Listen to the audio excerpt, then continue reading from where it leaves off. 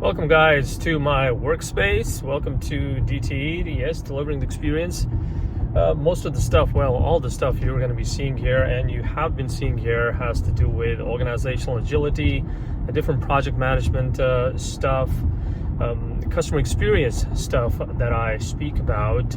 Right now, just going back home. It was a very busy day today for a Wednesday, calls right from the get-go.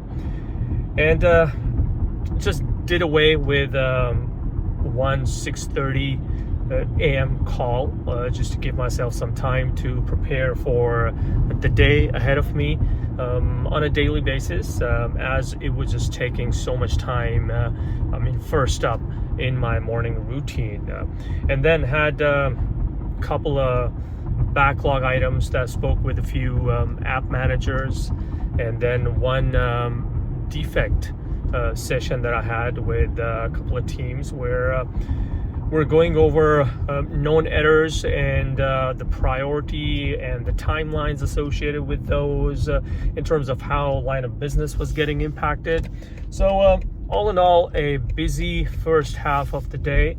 I've got a training lined up for tonight, a Scrum Master session that I'm going to be starting with one of the individuals who just recently cleared his Safe Scrum Master certification. So we'll be working with him as I prepare for a talk that I plan on delivering next week. But on that, more to come.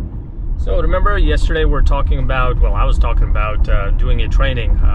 So we did kick it off, and interestingly, we had internet outage at our place. Entire neighborhood, about 2-3 mile perimeter, got impacted, and it was an AT&T fiber outage. So because of the outage, I was not able to utilize my home internet. Still had to get on Zoom and conduct the training session. So it just happened that while AT&T was trying to resolve the situation or rectify or remediate their outage situation, I decided to give my Verizon wireless service a go and decided to use the hotspot. And you know what? It worked like a charm. Absolutely seamless execution of Zoom video conferencing, not just audio, but I was concerned. I had some reservations whether or not Zoom video conferencing would work based on the mobile hotspot, but it actually did work. For about an hour, I was able to have that live session on and was able to record it too. So while AT&T kind of disappointed me, let me down, third outage in about 2 months, Verizon, on the other hand, went above and beyond. Their network stood the test of time and the rigor of actually having video streaming, video conference sharing on a Zoom platform, which was piggybacking off of my mobile wireless hotspot. So that is what I was talking about yesterday in terms of customer experience. That customer experience does not have to come in form of retail or in form of service industry. It comes in the form of an experience that any end user has towards any organization. So that is something for which I've had Verizon service for a few years now, and anywhere where other carriers don't work, Verizon service works. For the most part, I have not experienced an absolute total breakdown of Verizon service. Yes, there have been outages, maybe just one outage in the last 4 years that I've been using Verizon. So if you have not used Verizon, absolutely give them a try. But coming back to training, yes, went perfectly fine. Just started some conversations around sprint events. And also, one question that the gentleman brought up was, when I'm watching so many videos on YouTube or just reading different articles on LinkedIn, in terms of being a Scrum Master, in terms of being a delivery person for an Agile team, be it Scrum or Kanban, I get so overwhelmed.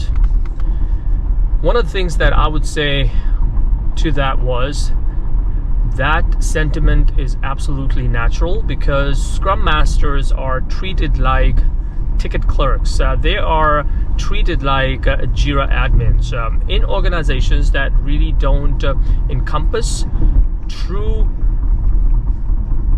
spectrum of how a Scrum Master, a great Scrum Master, can impact the organization.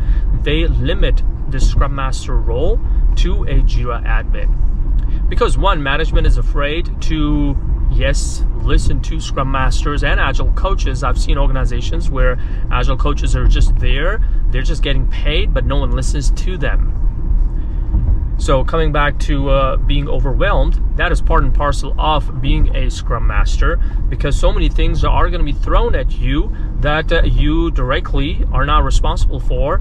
You're going to have to find out who's responsible for that, and you're going to have to walk your team through in terms of maybe some knowledge transfers, in terms of some access issues, in terms of some risk mitigation or dependency management strategies or exercises. So yes, being overwhelmed, absolutely natural sentiment of being a Scrum Master. It is how you handle that pressure. And another thing I want to mention here is it's the Eisenhower matrix. Remember, if you studied that, urgent, non-urgent, important, non-important, the quadrant. So any item that falls in urgent and important, you've got to tackle that head on. Anything that does not fall in that one, rather is part of not urgent, not important, well, you can delegate that to someone. So just a few things that we went over yesterday in addition to sprint events. Other than that, yes, working on my talk, rather a workshop it is, and it is outcome-driven leadership. What is going to be part of that? Well, I'll share that with you in days to come. But yeah, that's it for now. Just a customer experience situation that I dealt with last night with AT&T. And funny thing is, I shared that on Twitter/X, and AT&T handle, they responded back, please DM us. And when I went to DM, of course, I'm not a big Xer or a tweeter. Of course, my account's not verified, so I was not able to DM to AT&T, and I shared that on main tweet, and radio silence. So if someone is watching who happens to be managing AT&T's Twitter account, please pay attention and have Justin respond accordingly, whether or not Justin is AI in this case. Have them respond accordingly to what customers are sharing and expressing. So that's how my yesterday went, and just headed home after a busy first half of Thursday, and just getting ready for the weekend. What's been happening at your end? How are you utilizing your skills to make agility part of your life? Because remember, it's not just an organizational construct.